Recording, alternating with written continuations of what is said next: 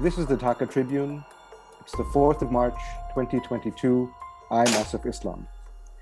Joining me today from the Ukraine, near the Hungarian border, is a foreign policy advisor to the Ukrainian Deputy Prime Minister for European Integration, Svitlana Zalishchuk. Svitlana, thank you for speaking with me today. Today is day 9 of the Russian invasion of the Ukraine, and it's been a harrowing day. Let's start with the top of the news. The Russians have attacked a nuclear power plant. And can you tell me a little bit about where we stand now with that situation? Yes, first of all, thank you for having me, and thank you for reaching out to me so that Ukrainians have a chance to spread the messages in your country and to circulate the information. You're absolutely right. During the night, there was an attack on the biggest nuclear power plant in Ukraine. It's located in Zaporizhia, so in the south part of Ukraine. It is a functional nuclear power plant. During the night, there were 2 missiles apparently launched on the territory. And there was a fire started in some administrative buildings. Russian troops surrounded the power plant, and they didn't allow firefighters to fight with the fire for some time. There were some negotiations. So in the end, from what I understand, the firefighters came along and they managed to deal with the fire. But the shooting kept on, continued in that area.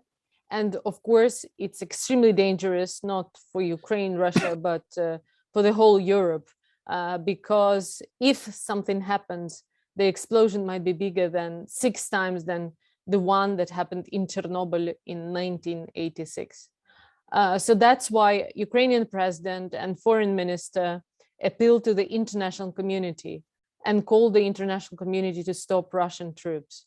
And Ukrainian president called it nuclear terror, because Russians are basically playing, whether they chose that to blackmail Ukrainians so that Ukrainians just surrender and give up. So they chose that dangerous way kind of to put more pressure on Ukrainian government, or they just don't care and try to just escalate the situation.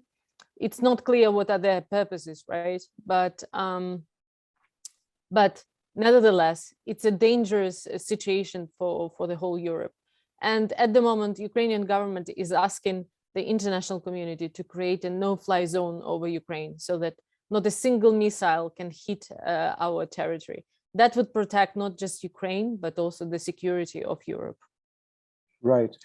Svitlana, so at the moment, I know that President Zelensky has called this an act of nuclear terror, and most of us saw the CCTV footage of firefighters trying to bring the situation under control while being attacked, it seems, by Russian troops. How have, I also know that in addition to asking for a no-fly zone, the Ukrainian government has also been trying to fast-track membership in the European Union. How are those efforts going at the moment? I think the main effort that government is trying to do now is stop the war. And the main appeal to the international community to do everything possible to stop Putin. I would like to remind you that Ukraine is a completely peaceful country, yet 9 days ago we were peaceful, prosperous. You wouldn't differ us from any other Eastern European capital, you know. We accepted millions of people as tourists, and everything was fine. No one could ever believe that something like that can happen in my country. We never threatened Russia.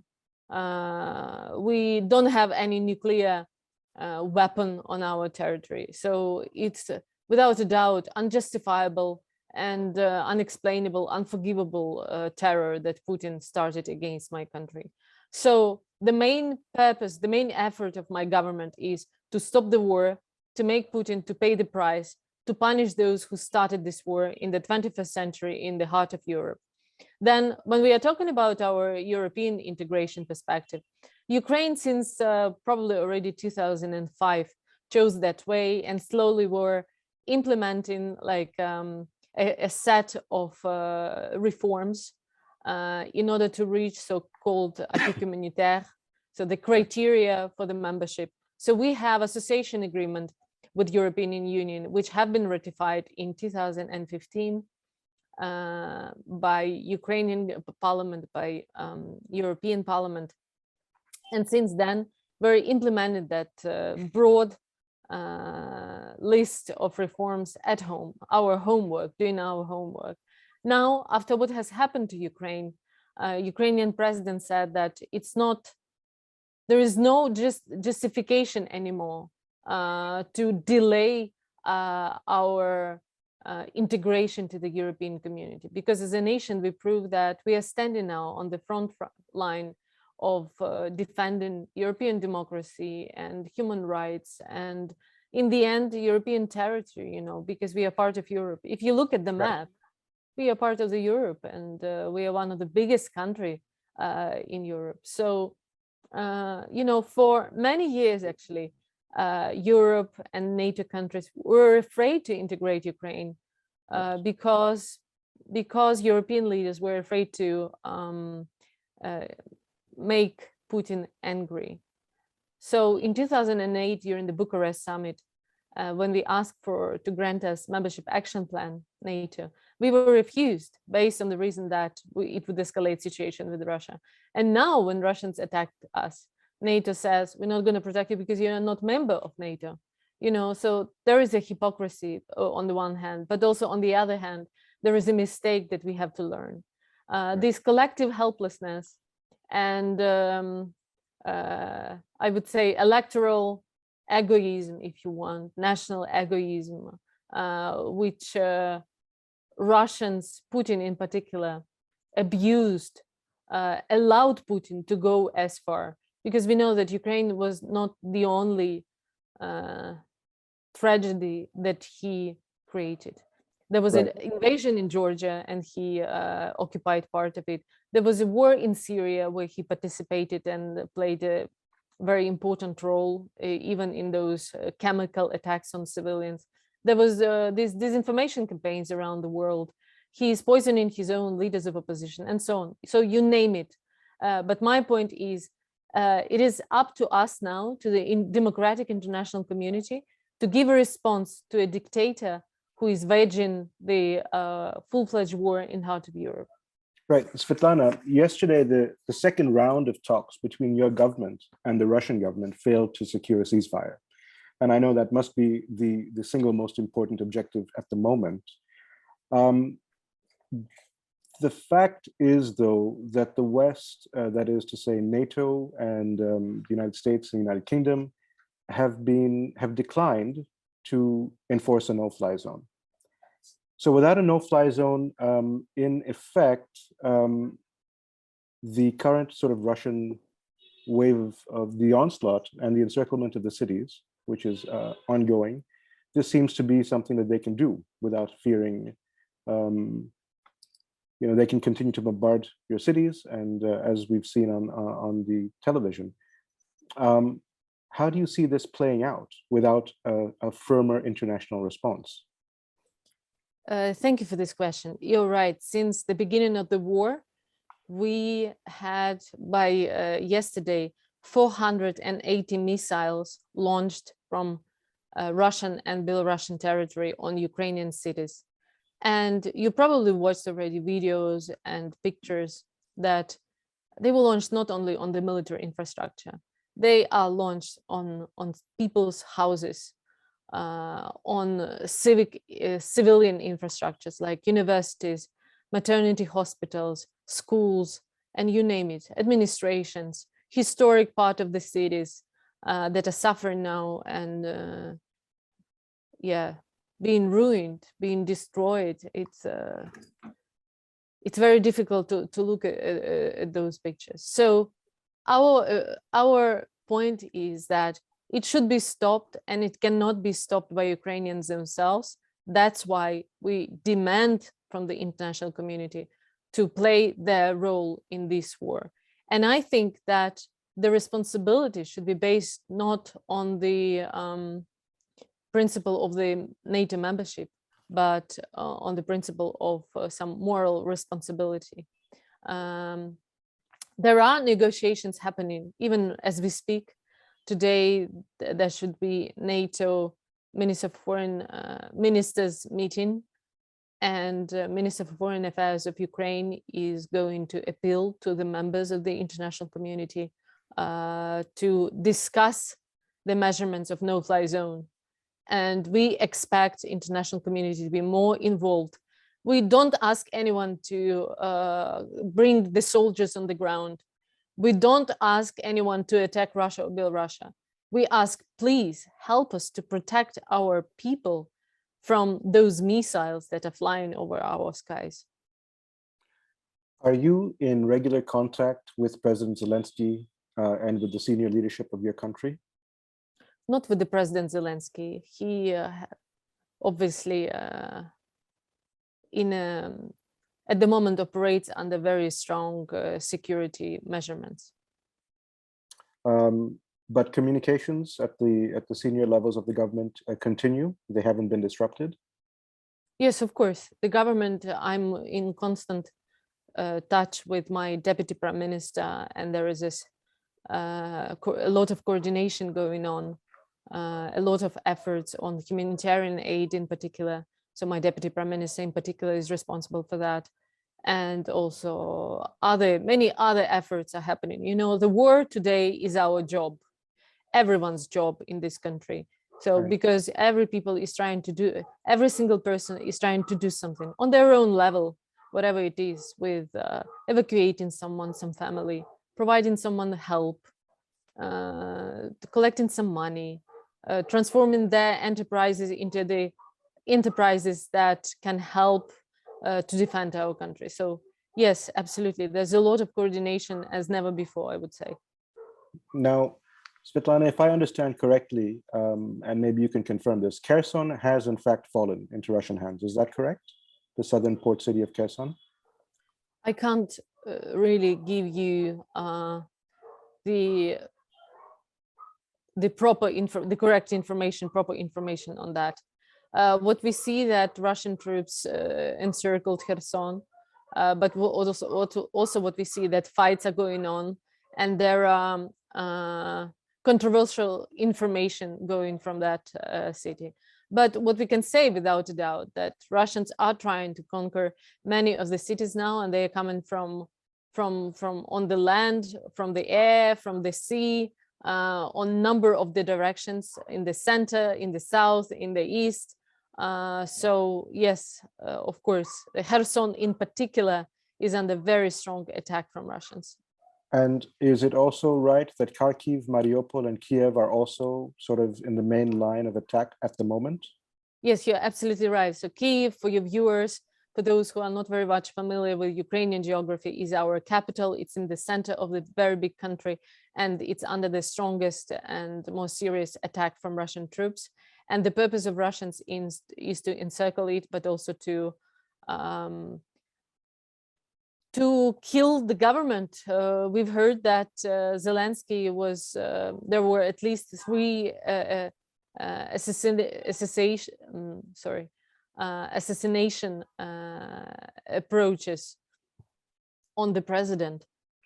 So they want to seize Kiev because one of their ideas is to impose some so-called puppet government, which I believe is just simply impossible because whatever government they can bring here, it will be hated by 40 million people, and it will be eliminated immediately because until, you know, the last child dies who has seen what's going on today, there will be no justification for Russians of what they are doing now on my land. But also other cities which you have named, also Mariupol, which is in the east and southeast, and Kharkiv, also the eastern part of the town of the country. At the same time, let me say this, that Putin really miscalculated Ukraine. He thought that because many people speak Russian language in those cities like Kharkiv, Kherson, Mariupol, they would welcome Russian troops. But that proved to be nonsense. Why? Because despite the fact that we speak Russian, We have Ukrainian identity. We have Ukrainian citizenship. We live in our country. This is our home and we will protect it. That's why cities like Kherson and Kharkiv and Mariupol, their men are dying now to protect their land, you know. Me personally, I'm both languages, Russian language and Ukrainian languages, are my maternal languages. And my grandmother is from Russia originally, so I have Russian blood in me. But Russia is a proper dictatorship. I don't want to have anything to do with that regime. As a person, as a human, as a citizen, I'm choosing democracy and I'm choosing justice. And that makes it impossible, just incompatible with Russian regime at the moment. That's the concern, though. Without a no-fly zone, I mean, we've seen the images of members of the Ukrainian civilian population taking up arms, and they're ready to defend block by block with their rifles. And we've been, in Bangladesh and everywhere, we've been inspired by the resolve of the Ukrainian public. But without a no-fly zone, there is a concern that the Russians will encircle these cities, and they could do something similar to what they did in Grozny, which is subjected to severe bombardment, and even use some of these weapon systems like thermobaric weapons that people are very concerned about.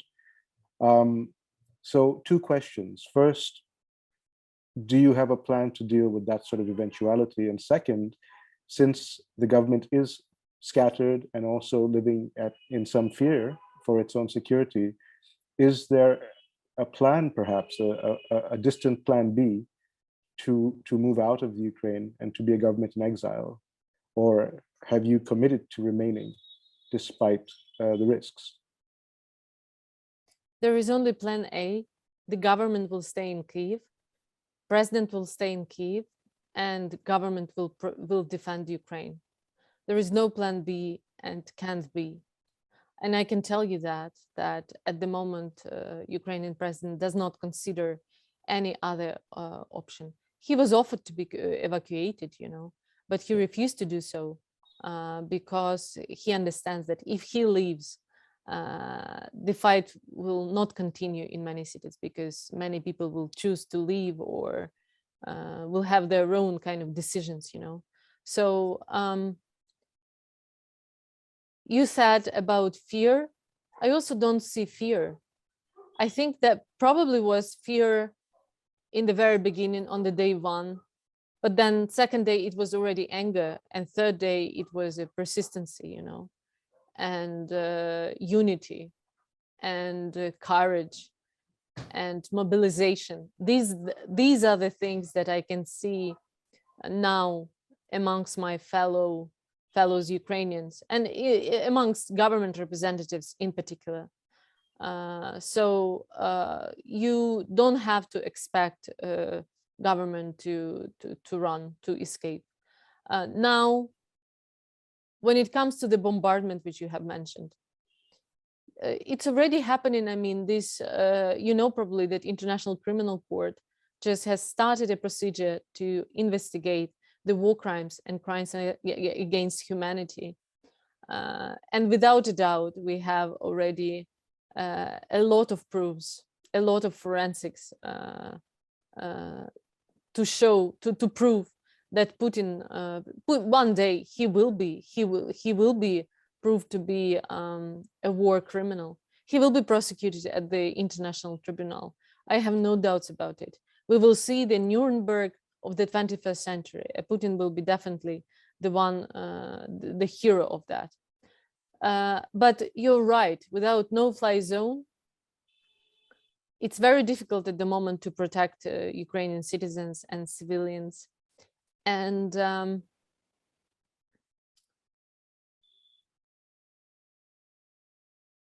these negotiations are going on. And I think that Ukrainian government will continue to push the international community to take that step. At the same time, we've heard that Russians already have used 90% of their immediate military capacity that has been concentrated around Ukrainian borders. So they need to regroup, they need to mobilize long-term resources, and it will be much more difficult for them to do under these strong sanctions that international community has already imposed on Putin. Now, where you are on the border with Hungary, I suppose is not too far away from many of the refugee centers. I know that just over 1 million Ukrainians have fled in the last 9 days. Can you tell me a little bit about that situation? Yes, so since the beginning of the war, since people woke up and they saw that explosions are happening around their towns and cities, so many people with especially vulnerable, with kids, with elderly people decided to leave. And we saw hundreds of thousands, more than 1 million, as you've said, people were moving from their towns. The roads were packed. The petrol stations were empty. All the shops and pharmacies were closed. It was impossible to look at that because it's like a horror movie. You couldn't believe that it's happening in your country. So now more than 1 million people, you're right, left the country. And many of them, you know, in a very difficult situation. They don't have anywhere to go, anywhere to stay. But many people are helping in Europe, around the world, just sending some money, sending some humanitarian help, offering their apartments, their houses. It's very human. And I think the reason why it resonated so much and why so many people are ready to help, because what's happening in Ukraine is really an assault on something very human, you know, the right to live. And because of that courage that Ukrainians demonstrate, their readiness to die, but to protect these very dear things to us, that's why it's resonated so much across the world, and so many people are ready to help. I know that this has been a very personal conflict for you. Your brother has actually volunteered in the territorial defense. Have you been in touch with your family? Is everybody safe?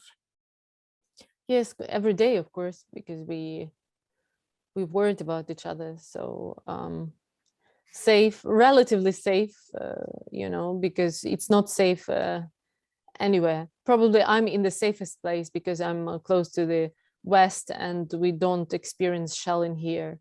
But in Kyiv and on the rest of the territory, there are shellings happening everywhere. For the international community and for countries further away, like Bangladesh, what is the message that you'd like us to have from the Ukraine, from your people, from your government? Yes, thank you for that question. So, you know, I think that probably for people in Bangladesh who are not very familiar with Ukraine, it's probably difficult to like have this connection and to understand what exactly is going on, what was the reason of this crisis, how did it start, and so on. There's a lot of disinformation going on. But as a Ukrainian, I just wanted to say that Putin, who is a real dictator, started this war against Ukraine without any justifiable reason. We haven't been threatening Russia in any way. Moreover, we have a lot of connections, used to have a lot of connections with Russia on many levels, like on family levels, you know. But now it's a point of no return. Life will never be as it was. Now in Ukraine, we are protecting something very human. Once again, we protect democracy and we protect justice and we protect rules-based order. But most important, we protect our home and our land and the right to live on our territory, you know, and to be called Ukraine and to have our own sovereignty and territorial integrity. And we hope that people search for the truth, not not be affected by some propaganda that is coming from Russia at the moment, because Russia is really censoring the information, first of all, in its own country, but also conducting like a disinformation campaign around the world. And we hope for solidarity. We hope for solidarity on the level of international platforms like UN. We hope that Bangladesh will vote to support the appeal to Putin, the demand for Putin to stop this war. And we also hope that the government of Bangladesh will support us on other levels where we can ensure prosecution and justice. Thank you. Well, that's a really important point, and maybe the biggest point to take away, that as we witness the first full-scale invasion in Europe in our generation, the world will never be the same. Things have changed completely and perhaps irreparably. Svitlana Zalishchuk, the foreign policy advisor to the Ukrainian Deputy Prime Minister for European Integration, thank you very much. Thank you so much.